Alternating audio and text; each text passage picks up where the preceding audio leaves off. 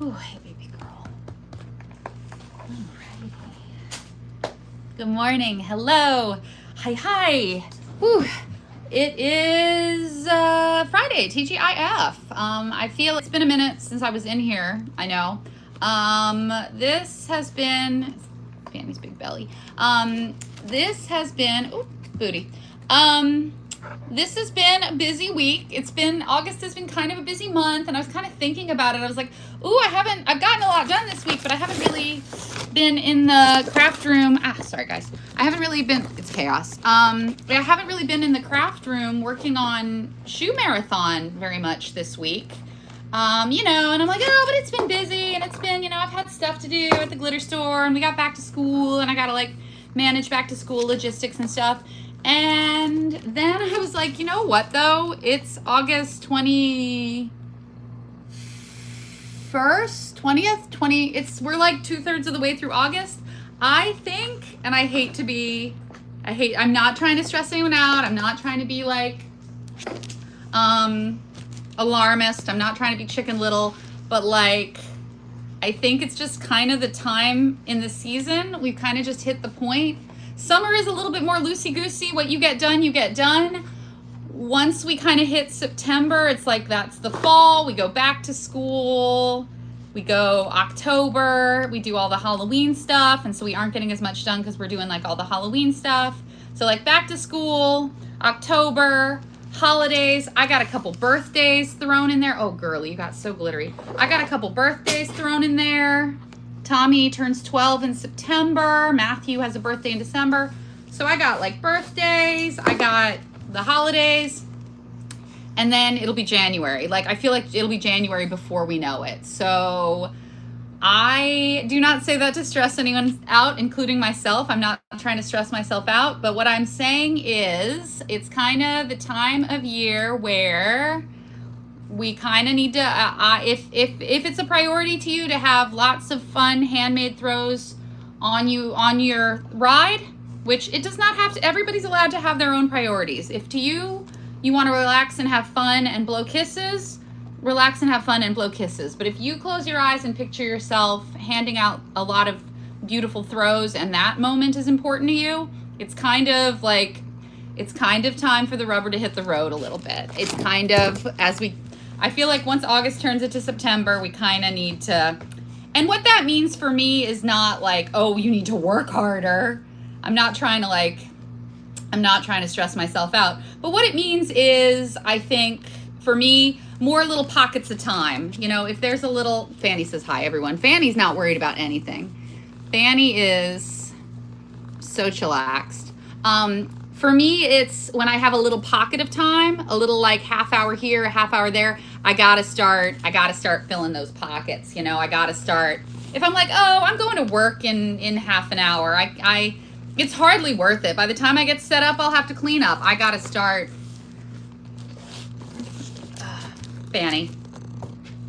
Hey guys, Fanny says hi. So yeah, we're just kind of in that. I think it's my opinion that we're kind of in that time where the little confetti time, the little bits and pieces and little half hours here and there kind of, Miss Bryce, we're about to start working, so you are going to need to get down. You ready to get down? Come on, honey. Come get down. She really loves to be on camera. You can go in your box or you can get down. What you want to do? Come here. Come here. Oh, come here. Come here. Oh. Nope. Down. We can go down. Let's go down. For a while there, she wasn't really that into hanging out in the craft room. There were a lot of birds to look at, and so she wasn't really needing to hang out with me as much. But today she wants, it's also probably the boys are back in school, so she's a little lonely. Her house is a little bit emptier. All right, no man, come on, get down. Can you go down, honey? Down. Good girl. Go find yourself a nice spot. You can chill on the rug. That is fine. Okay, so we've got a little window of time is my point, and we're gonna use our little window. We're gonna use what we got, we gotta use our little window. So we finished the structure on these last time. I'm going to heat gun this a little bit to sort of melt the cobwebs, and also I think I don't want to melt the plastic, but I think if I give it a little bit of heat gun, it'll kind of help it hold its shape a little bit.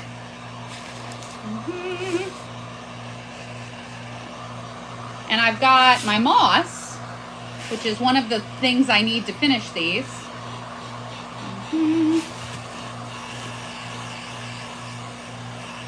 So yeah, I don't want to like melt the plastic, and if you're not careful, you can melt the plastic. But I got my heat gun kind of set low, nothing too crazy. And let me do her. So just giving these a little bit of a once over.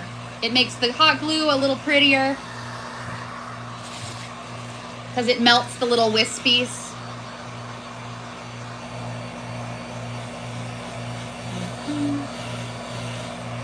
And I think the heat on the plastic kind of helps it bend.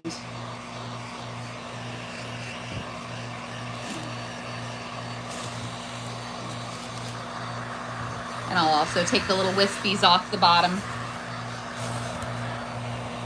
You know, this is an extra step, but I do feel like the heat gun.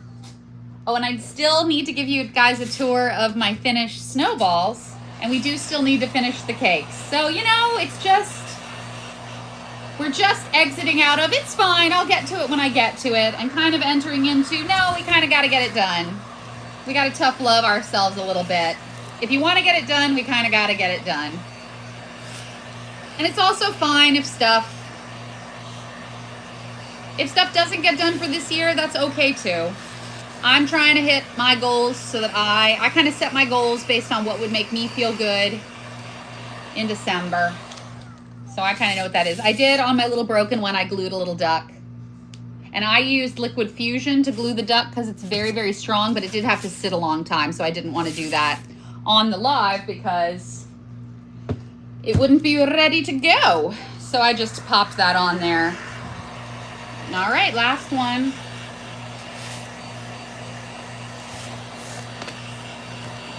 Melting the little cobwebs and kind of giving the plastic a little bit of reshaping.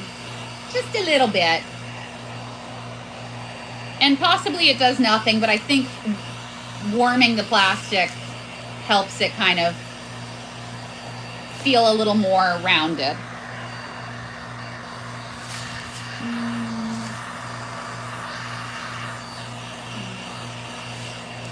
Oh, heated that a little too much, but that's okay. That's okay. Hey, huh? Just look, the termite inspector is actually coming to the house in the next half hour. Okay. So, just wanted to let you know. I appreciate it. I appreciate it. So I warped my gate a little bit there, but that's okay. It's going to look great. It's going to look like, you know, gates get warped in New Orleans. I don't know if y'all can even see. It's a little bit warped. That's all right. That is okay. That does not bother me at all. Okay.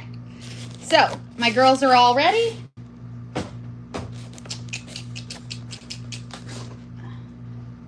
But I got a little too cuckoo nuts with the heat gun, and that's just what happens. Okay, so now they're all set. 1, 2, 3, 4. Yeah, they're looking good. Okay, so what do we do now? Now we add plenty of moss.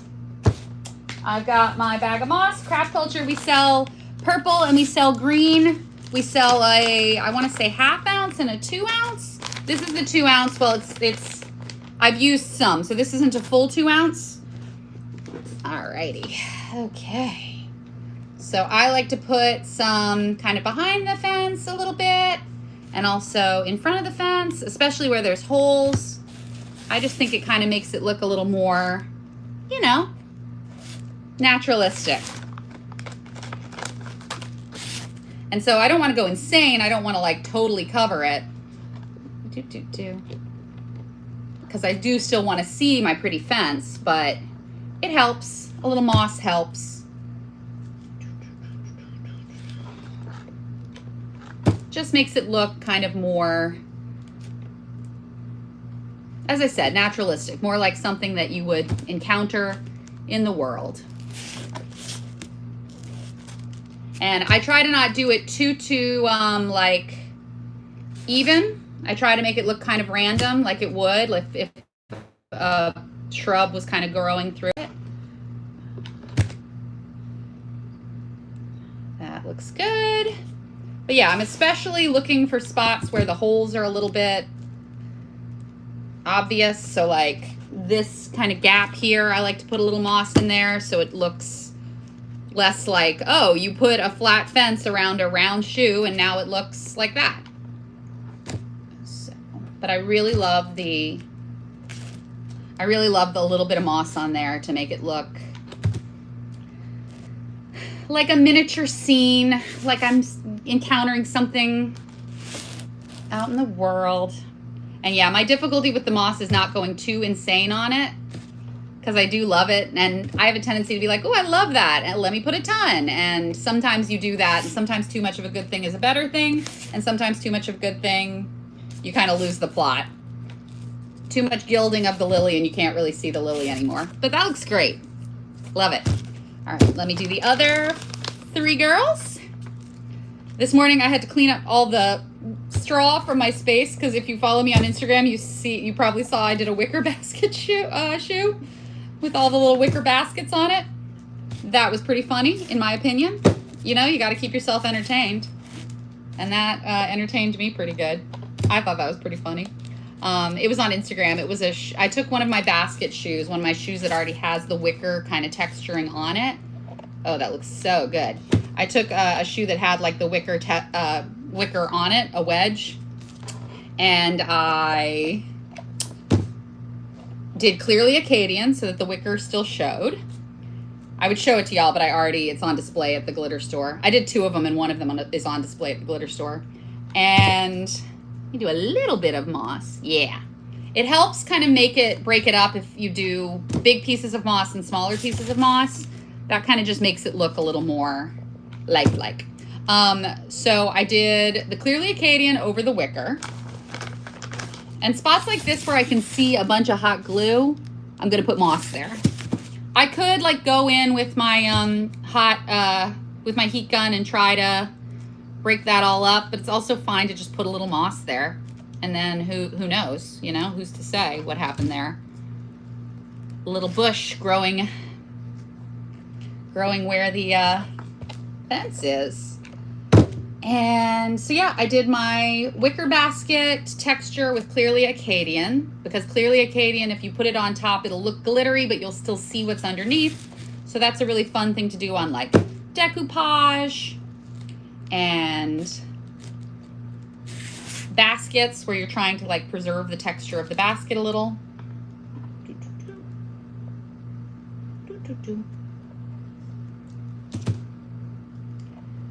Cute. So I kind of cover up everything that I need to cover up because I don't love the way it looks. And then once I've covered everything I need, I kind of decide if I want more. But again, I have to edit myself. We can't be too crazy. You're crazy, girl. But also, if you want a ton of moss on there, I'm not going to tell you otherwise. So yeah, how it looks like. And so once I did the wicker part, I did some gold. I used, I think, Sandcastle, I want to say, because that's a nice kind of baskety gold. And then I put a bunch of tiny little wicker baskets on it. So for people who do not know, and it's kind of like if you know, you know, but if you don't, a trailer was released for a movie in which it's sort of like a medieval village. It's kind of like a D&D type town. She is tired of being made fun of for being single. And so she asks the basket maker to make her a husband out of wicker. And so it's a dude who's made out of basket, and it's Skarsgård, so a very handsome wicker basket, but still a wicker basket, and people are going nuts for it. And by people, I mean, like, you know, the romance novel readers, the kind of book talk girls, and it just looks really fun. And my understanding of it is very limited understanding, is that it's kind of like, you know, she gets this wicker husband as kind of a, like, I'll show you guys, but then it kind of turns out to be great for her. He's like really, it's a very, you can tell from the trailer that it's very adult. It's very much like not a fun fairy tale for kids. There's going to be a lot of, you know, I don't know. I'm trying to explain it in a coy way. It looks very, somebody called it 50 Shades of Hay. And I'm like, all right. So that's funny. So I was like, I just want to do a little, sometimes there's a cultural moment and I just want to commemorate it in a shoe. And so to me, it was a cultural moment. IKEA did a little advert where they put a bunch of, come on, Nori. They put a bunch of baskets all together and they put up the baskets and said husband material, which I think the tagline for the film is marriage material. I don't know if they like gendered it like with husband material, but you know, they say like, oh, that guy is husband material. So I did one that was the wicker, and I did like, I had some trim that really looked super wicker-y, and I used that, and some like beige, some like taupe gimp that kind of looked like basket. So I made like some basket trim. I just made it look like the shoe was made out of basket, which is a strange thing to have to do, but it was a fun kind of little mini challenge for myself.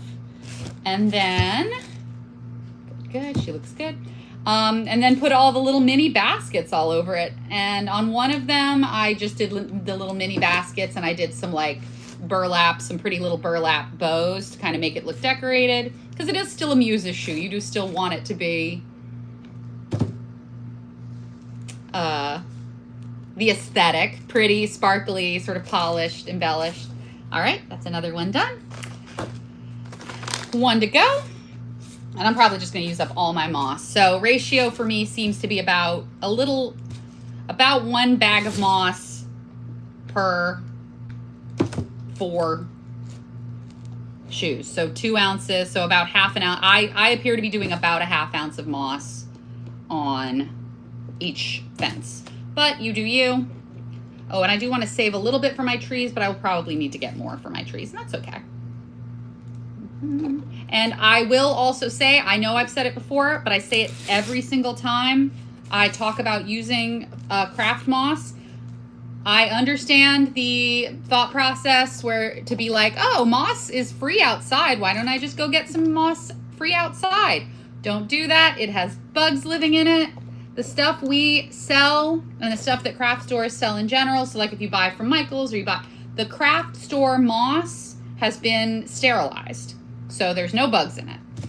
You just don't want bugs in your moss. And if you go find moss out in the world, maybe it's okay, but maybe not. And that's not a maybe I'm comfortable. I just don't want bugs in my shoes. No, thank you. So yeah, I did those little baskets.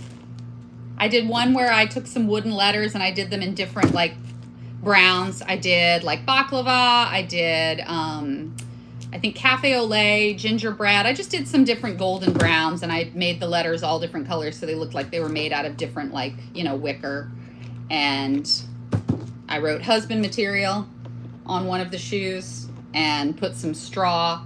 It was very silly, but sometimes the silly stuff is fun, you know? You gotta let yourself be silly sometimes. All right, we are almost done. We are almost done. So I did sort of detour into that, but sometimes when it's having a moment culturally, you kind of do a little detour. You do a quick little,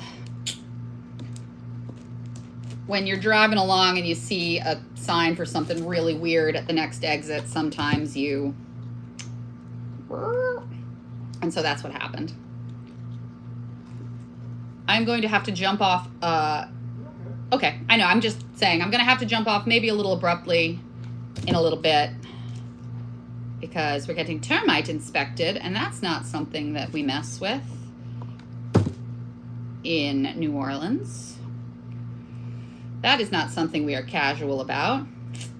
Okay, she's looking good. I'm gonna leave this little pile of moss just in case while I'm I don't want to use up, these all look nice to me. I don't want to use up every little bit of moss just for the sake of using up every little bit of moss. I'll save a little bit because when I'm putting the beads on them, I might be like, oh shoot, I actually do want a little bit right there. Okay. But they look good. They look nice. I still see the fence, but they look very, you know, they look very realistic to me. The moss, I really love the moss. The moss really makes a difference to me. So I was gonna make some transfers for these, and I have not done that, but I am still gonna do that. I'm talking about like, oh, it's time to get going, rubber hit the road. That doesn't mean we need to rush. That doesn't mean we need to like cancel all our plans and abandon our social life and just stay inside making our throws, because I mean, the reason we make the throws is to enjoy ourselves. It's not like we have a deadline and if we don't meet it, we're gonna like be in violation of some contract or something. So I'm not saying tank your social life. For me, I'm saying probably time to start, you know, getting in here. Even if it's we got to do it. Okay. So I have the little beads for these. So I will make the transfers for these. I still need to text my friend and get the font she used, because like I can close my eyes and picture it, but I don't really have a font in my stash that looks like that. Okay, so what we're gonna do now, 1, 2, 3, we're gonna knock some things over just for funsies. 1, 2, 3, 4. They look great. They look very New Orleans. I love them. Aw, my pretties. Okay, so what I'm gonna do now is start putting the beads on the fences. When